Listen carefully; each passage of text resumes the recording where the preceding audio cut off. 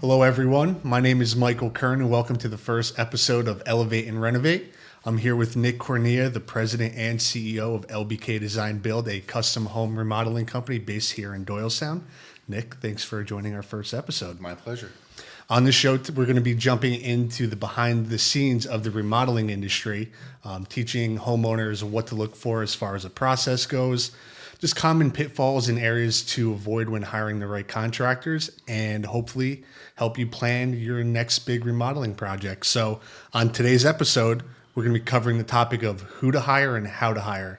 So Nick, why don't you tell me a little bit more about who you are and how you got into the remodeling industry? Sure, Mike. I've been doing this longer than I'd like to admit at this point in my life, but I started working in the construction world when I was a teenager. So I've been doing this for over we're around 25 years now. Okay. And I evolved from being a carpenter's helper into a carpenter, and then kind of into a lead carpenter role, a project management role over the years, leading up to the time I started LBK Design Build. Mm-hmm. So we've been doing this for a while. And how long has LBK been in business for? So we are now in our 11th year. We started our first job in 2014. Okay. So just over 10, 11 years now. Yeah. And you have a beautiful location here in Doylestown. We do. Yeah, we get a lot of compliments. You guys did some pretty big renovations here as well.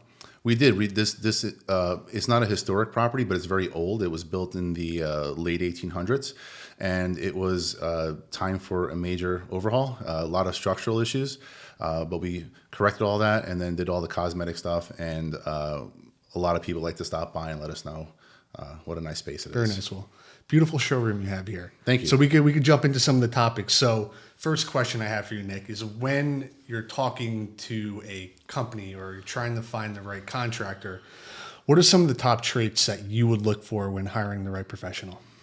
So I think it first starts with the personal aspect. I think all of us in the world, adults, have gone through an experience where they're talking to someone in sales, or they had an unpleasant experience. So just that natural ability to understand who you like. Do they come across as forceful or rushed? Do they listen to your wants and needs? Do they answer your questions? I mean, that's a really good start. Then I would talk to the prospect contractor about process. Do they have a process of doing things? Do they have a process for doing projects like yours specifically? Portfolio stuff, do they have an extensive portfolio? I recommend when people look at company portfolios that they don't just look at the quantity, but they look at the quality. Does it resonate with your taste and style? Mm-hmm. Is that the type of project you like to see in your home? Referrals is also another great thing to check out with a company. I think anyone who does a good job and has a good reputation should be able to provide maybe like one or two referrals as far as clients are concerned. But those are the general topics I would suggest a homeowner explore in their hiring process. Now that makes sense. And I think you touch on a few good points as far as their portfolio goes, as well as previous clients. What are some tips when looking through their portfolio or when you're looking to possibly connect with a previous client? What are some important things that you would ask? Well, I would look at the portfolio from the perspective of similar projects. If you're looking for someone to do, a kitchen remodel, go through their portfolio. Do they have a lot of kitchen remodels? Are they high quality? Do they look like the type of project you'd like to have done in your own home? I wouldn't recommend maybe going with a company that might do it as a once in a while project. So looking for someone that specializes in it is probably a good idea. But that would be the main thing I would look for in a portfolio. Okay. And what would you say about timing? Because the one thing I always think about when I think about portfolios or previous clients is a lot of companies have been in business for an extended period of time, right? Mm-hmm. And sometimes a company will have on their portfolio maybe projects they did 10, 15 years ago. So from a timing standpoint. No, that's a great point. I mean, they should be recent.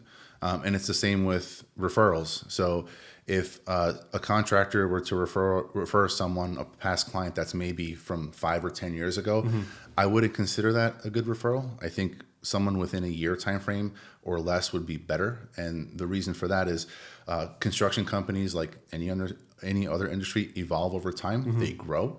A contractor that's really small at one point in time and the client worked directly with the owner and maybe a couple other people, maybe they were great then, but now they've grown to maybe a 10 people or a 20 person organization with multiple trucks on the road. And maybe that They're not carpenter, the same company. maybe that carpenter is not a great business owner and they're not as great now and their reputation isn't as great, but you're getting a referral from the 10-year ago example. So you want to get a recent referral. No, I think that makes complete sense. You mentioned process. So when you're going through the process, Yeah, I mean, we have this old system I got from a friend of mine called the 5 Ps. And we assign 5 points, I believe, to each single category. And, it's 10 points. We do 10 points per category for a total of 50 points. And I recommend that if you score anything under a 40, that's not even a company that you consider. Okay. But the 5 points are some of the ones I already mentioned, which is process, people, portfolio. I'm missing one right now. And then the last one should always be price. Price should be the last one. And I would give it its percentage value in weight, meaning 20%. Don't make price 50% of your decision because you're doing yourself a disservice. Our industry, we're selling service. We're not selling product. So you should weigh your decision based on the fact that you're going to have to be working with people, with a company, possibly with an entire team. And price should be a deciding factor, but we need to consider all aspects of talk to me a little bit more about the team aspect of it. Because when you're looking to hire the right company, obviously you're going to be dealing with more than just one individual. So what does that look like from a homeowner standpoint? It depends on the company that they're working with. Everyone does it a little bit differently. I can tell you how we do it. Our team approach is we have your design build consultant, which is what you do here. It's what I've done here in the past. We're responsible for onboarding a new client. We typically talk about the 3 biggest topics are process, timing, and budget. And then we help bring that client on board. We then introduce them to our design team, in which they get assigned a lead designer and a selections coordinator. And then as they move through that segment of design to contract process, then they're being handed off to a project manager. But the entire group, all those components make up one team. So during the entire phase of first contact through warranty checklist and our like final walkthrough, you've been dealing with that whole team and then the individuals at certain points and times. But our overall idea is to make the client feel like they're our only client. So we try to respond to messages and be proactive in communication. Now that's our experience. Some other people do it different ways. Right or wrong, it doesn't matter. Great point. Yeah. What would be the other avenues that a client would possibly explore when let's say they're going to be redoing their kitchen? What other avenues other than design build are out there to explore? Yeah, I mean, design build is not for everybody. You can go to a local cabinet shop or a kitchen and bath dealer, and they'll design your kitchen for you. They'll sell you the cabinetry, but then you're responsible for getting the contractor. In that scenario, you'd be a little bit more responsible as a homeowner for kind of facilitating the whole relationship as far as getting materials to the job, getting the design expressed to the contractor, and then having them actually build it out. So you would be taking ownership of actually ordering all your materials, Yes. all your selections. Got it. Okay. Correct. If you're looking to learn more about your remodeling your kitchen and bathroom, please join us at our Brunch and Learn seminar September 13th from 11:30 to 1:30. Just go to the LBK website under our events page. Feel free to register, and we look forward to seeing you there. So leads me to my next question is, what red flags would you, I guess, brief someone on, or what red flags would you look for when it comes to interviewing the right company? Is there anything that you'd keep an eye out for? Yes. I would not recommend, if you're doing a expensive focused remodel, and we keep throwing around kitchen, like that's a very common one. I would make sure that that company does kitchens on a regular basis. So maybe ask them how many kitchens do you do a year would be a great question. Another red flag is just, again, going back to the people aspect of things. If the people that you're working with don't come across as genuine and that they listen to your wants and needs and listen to your concerns and answer questions patiently, that's a major red flag for me. I wouldn't want to work with anyone like that. No, that's a great point. Talk to me a little bit more, I guess about the conflict resolution, because we're talking about major construction in people's homes, and it's all fun and games when you're going through the design process of seeing the 3D renderings and the pretty colors of the new cabinets and all the fixtures you're going to be picking out. But at the end of the day, we're talking about major construction in a client's home. So what would a client need to look out for from like a conflict resolution standpoint when finding the right company? Well, a company's contract or customer agreement should state some resolutions for those types of situations. And we talk about them all the time. Change orders are a real thing. They happen on jobs all the time.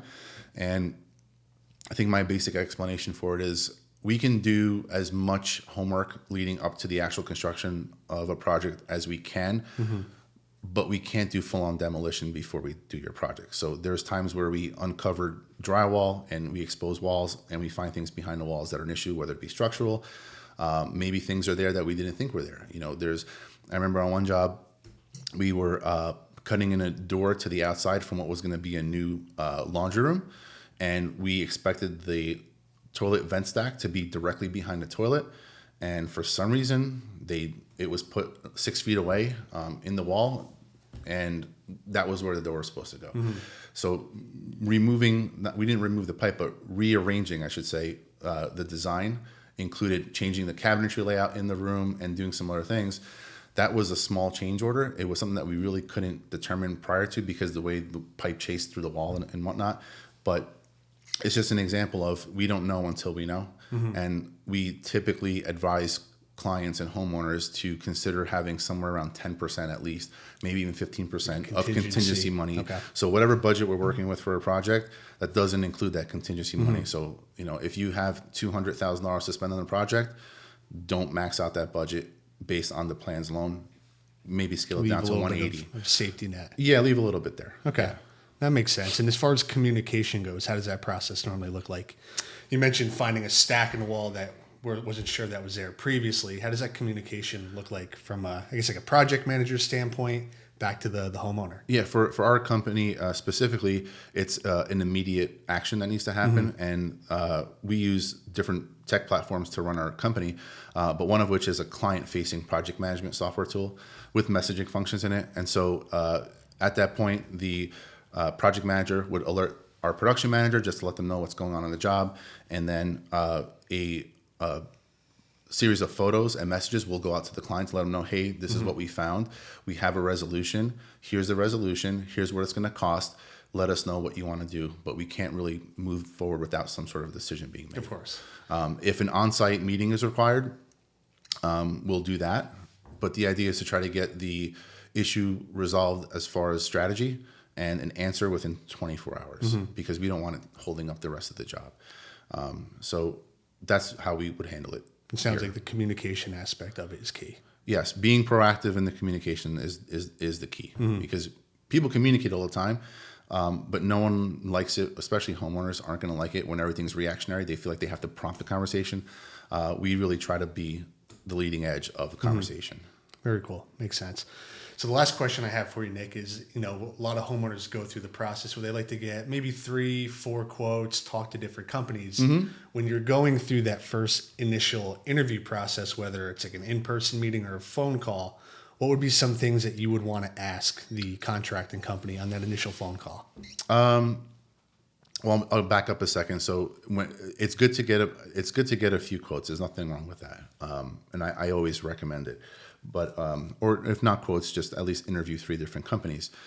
If you're doing more than 3, especially if you're doing I hear people say they do 7 or 10, you're wasting time, and it's decision fatigue.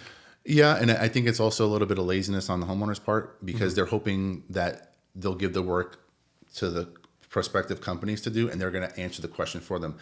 What the homeowner needs to do is figure out what type of company they want to work with.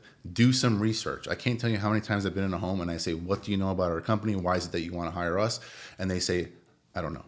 And then they go, why don't you tell me? I'm not here to sell you. I'm here to ask questions, see if our timelines and process and all that other stuff is a fit. And if we can agree on that and agree on a budget, there's no reason we shouldn't be doing business together. So boiling it down to 3 after you do your research is probably the best way. But some of the key questions would be, it's real simple stuff like, where are you located? Do you do business in our area? Do you typically do these types of projects? What's the timeline look like? How long is it going to take you guys to finish this project or overall? And we typically will, when we talk about timing, we like to talk about not just the construction duration, but also the entire process from designing it, going through our selections phase, closing out a contract, ordering materials, getting permits, starting construction, finishing construction. That's the real timeline we want to look at, because that's a much longer timeline and that's a much more honest timeline. So if you ask that question to a contractor and they can't answer it, I would be worried. Big red flag. Yeah, big red flag. Cool. Well, that answers all my questions I have for you today, Nick. Thank you so much for joining me. Thank you all for joining us on our first episode of Elevate and Renovate. If you have any questions about possibly starting your next project, feel free to give us a call or visit lbkdesignbuild.com. And we look forward to seeing you guys in the next episode.